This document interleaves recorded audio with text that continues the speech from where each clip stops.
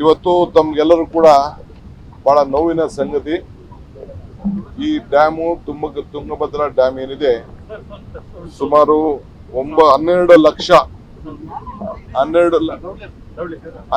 ಲಕ್ಷ ಎಕರೆಗೆ ರೈತರಿಗೆ ನೀರನ್ನ ಒದಗಿಸ್ಕೊಡ್ಲಿಕ್ಕೆ ಕಟ್ಟಿರುವಂತ ಒಂದು ಡ್ಯಾಮು. ಇದು ದೊಡ್ಡ ಇತಿಹಾಸ ಇದೆ.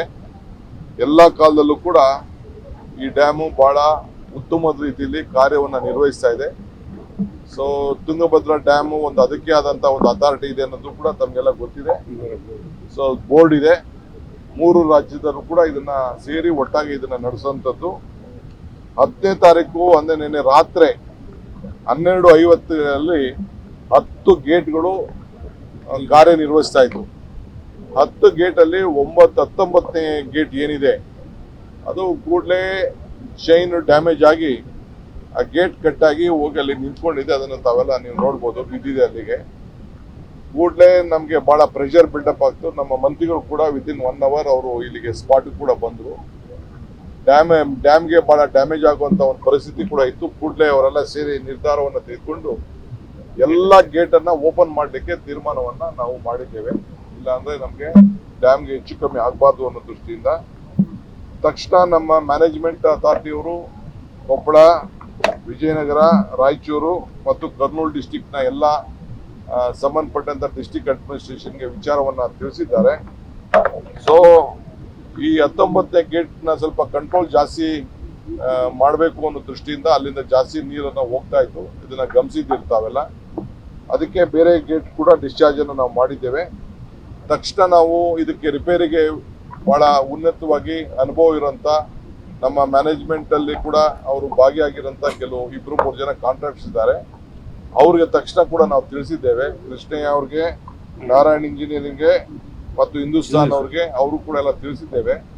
ಅವ್ರಿಗೆ ಡಿಸೈನ್ ಎಲ್ಲ ಒದಗಿಸಿಕೊಟ್ಟಿದ್ದೇವೆ. ಅವರು ರಾತ್ರಿ ಇಲ್ಲಿ ಕೂಡ ಅವ್ರು ಬಂದಿದ್ದಾರೆ, ಅವರ ಟೀಮ್ ಕೂಡ ಬಂದಿದ್ದಾರೆ. ಇದನ್ನ ಕೂಡಲೇ ಕೆಲಸ ಕೂಡ ಅವರಲ್ಲಿ ಪ್ರಾರಂಭ ಮಾಡಲಿಕ್ಕೆ, ಗೇಟ್ ಅನ್ನ ತಯಾರು ಮಾಡಲಿಕ್ಕೆ, ರಿಸ್ಟೋರ್ ಮಾಡಲಿಕ್ಕೆ ಎಲ್ಲ ಪ್ರಯತ್ನ ಮಾಡ್ತಾ ಇದ್ದಾರೆ. ನಾವು ಇದರಲ್ಲಿ ಫುಲ್ ಕೆಪಾಸಿಟಿ 105 TMC ಇದೆ ಅನ್ನೋದು ಗೊತ್ತಿದೆ.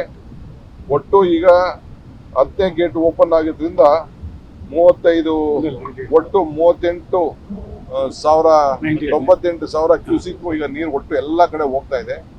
ಇದು ಒಂದೇ 19ರಲ್ಲಿ 35,000 ಕ್ಯೂಸಿಕ್ ಹೋಗ್ತಾ ಇದೆ. ನಮ್ಗೆ ಇನ್ಫ್ಲೋ 28,000 TMC ಈಗ ಬರ್ತಾ ಇದೆ, ಹೊರಗಡೆಗೆ ನೀರು ಬರ್ತಾ ಇದೆ. ಸೊ ಈಗ ನಾವು 63ರಿಂದ 53ವರೆಗೂ ಮೇಂಟೈನ್ ಮಾಡ್ಬೇಕು. ಯಾಕೆಂದ್ರೆ ಗೇಟ್ ಹಾಕ್ಬೇಕಲ್ಲ, ಆ ಗೇಟ್ ಹೊಸ ಹಾಕ್ಬೇಕಾದ್ರೆ ಸ್ವಲ್ಪ ಅದನ್ನ ನಾವು ಮೇಂಟೈನ್ ಮಾಡಬೇಕಾಗಿದೆ. ಆ ದೃಷ್ಟಿಯಿಂದ ನೀರನ್ನು ನಾವು ರಿಲೀಸ್ ಮಾಡ್ತಾ ಇದ್ದೇವೆ. ನಮ್ಮ ರೈತರಿಗೆ ಅಟ್ಲೀಸ್ಟ್ ಒಂದು ಕ್ರಾಪ್ ನಾವು ಉಳಿಸಲೇಬೇಕು ಅನ್ನೋ ದೃಷ್ಟಿಯಿಂದ ಈ ತೀರ್ಮಾನವನ್ನು ನಾವು ತೆಗೆದುಕೊಂಡಿದ್ದೇವೆ. ಸೊ 115 TMC 3 ಕ್ಯಾನಲ್ ಅಲ್ಲೂ ನಮಗೆ ಬೇಕಾಗ್ತದೆ. ಈಗ 3 ರಾಜ್ಯಕ್ಕೂ ಅದು ಅನುಕೂಲ ಆಗ್ತದೆ. 3 ರಾಜ್ಯಕ್ಕೂ ಕೂಡ ಅದು ಅನುಕೂಲ ಆಗ್ತದೆ. ಸೊ 25 TMC ಗಾಲ ನಾವು ಕೊಟ್ಟಿದ್ದೀವಿ. ಇನ್ನ 90 TMC ಕೊಡಬೇಕಾಗಿದೆ. 90 TMC ಕೊಡಬೇಕಾಗಿದೆ. ಅದರಿಂದ ರೈತರಾಗ್ಲಿ, ಸಾರ್ವಜನಿಕರಾಗ್ಲಿ, ರಾಜ್ಯದಲ್ಲಿ ಯಾರು ಗಾಬರಿ ಪಡ್ಕೊಳ್ಳೋದು ಬೇಡ. ನಮ್ಮ 3 ಸರ್ಕಾರಗಳು ಒಟ್ಟಾಗಿ ನಿಂತ್ಕೊಂಡು ಈ ರೈತರನ್ನ ಬದುಕಿಸ್ಲಿಕ್ಕೆ ಏನ್ ಸಹಕಾರ ಕೊಡಬೇಕು ನಾವು ಕೊಡ್ತೇವೆ. ಸೊ ಧೈರ್ಯವಾಗಿರಿ. ಯಾರಿಗೂ ಕೂಡ ಈ ಪ್ರದೇಶದಲ್ಲಿ 2 ಕಿಲೋಮೀಟರ್ನಲ್ಲಿ ಯಾರು ಕೂಡ ಓಡಾಡದಂಗೆ ಆದೇಶವನ್ನು ಕೂಡ ಕೊಡ್ತಾ ಇದ್ದೀವಿ. ಎಲ್ಲರೂ ಕೂಡ ಸಹಕಾರ ಕೊಡಬೇಕು. ಪಕ್ಕದಲ್ಲಿರುವಂತ ಏನು ನಮ್ಮ ಕೆಳಗಡೆ ಸೇತುವೆ ಇರ್ಬೋದು, ಎಲ್ಲ ಕಡೆ ಬಹಳ ಮುಂಜಾಗ್ರತೆಯಾಗಿರ್ಬೇಕು. ಪೊಲೀಸ್ ಕೂಡ ಇರ್ತಾರೆ. ಯಾರು ಅಫಿಷಿಯಲ್ಸ್ ಬಿಟ್ರೆ ಯಾವ ರಾಜಕಾರಣಿಗಳು ಕೂಡ ಇಲ್ಲಿ ಬಂದು ನೋಡ್ಕೊಂಡು ಇಲ್ಲಿ ಎಮರ್ಜೆನ್ಸಿ ಅಂತ ನೋಡಕ್ಕೆ, ವಿಸಿಟ್ ಮಾಡಕ್ಕೆ ಯಾರಿಗೂ ಕೂಡ ಅವಕಾಶ ಕೊಡೋದಿಲ್ಲ. ಇದು ಬಹಳ ಟೆಕ್ನಿಕಲ್ ವಿಚಾರ ಇದೆ. ಈ ದೇಶದ ಸಂಪತ್ತಿದೆ. ಈ ಸಂಪತ್ತನ್ನ ನಾವು ಕಾಪಾಡಬೇಕಾದ್ದು. ಆ ದೃಷ್ಟಿಯಿಂದ ಇವತ್ತು ನಾವು ಕೆಲಸವನ್ನು ನಾವು ಮಾಡ್ತೇವೆ. ಮುಂದಕ್ಕೆ ಬೇರೆ ವಿಚಾರ ಇದೆ. ಇದೆಲ್ಲ ಆದ ತಕ್ಷಣ ನಾನು ನಾಡಿದ್ದು 13ನೇ ತಾರೀಕು ಬಂದು ಬಾಗಿನ ಬಿಡುವಂತ ಒಂದು ಕಾರ್ಯಕ್ರಮ ಇತ್ತು. ಈಗ ನಾನು ಬಾಗಿನ ಬಿಡುವಂತ ಕಾರ್ಯಕ್ರಮ ನಾನು ಮುಖ್ಯಮಂತ್ರಿಗಳು ಬರಬೇಕು ಅಂತೇಳಿ ತೀರ್ಮಾನ ಮಾಡಿದ್ದು. ಈಗ ಈ ಪರಿಸ್ಥಿತಿಯಲ್ಲಿ ಬಂದು ಬಿಡೋದು ಬೇಡ ಅಂತೇಳಿ ತೀರ್ಮಾನ ಮಾಡಿ ಅದನ್ನ ಮುಂದೂಡಿದ್ದೇವೆ.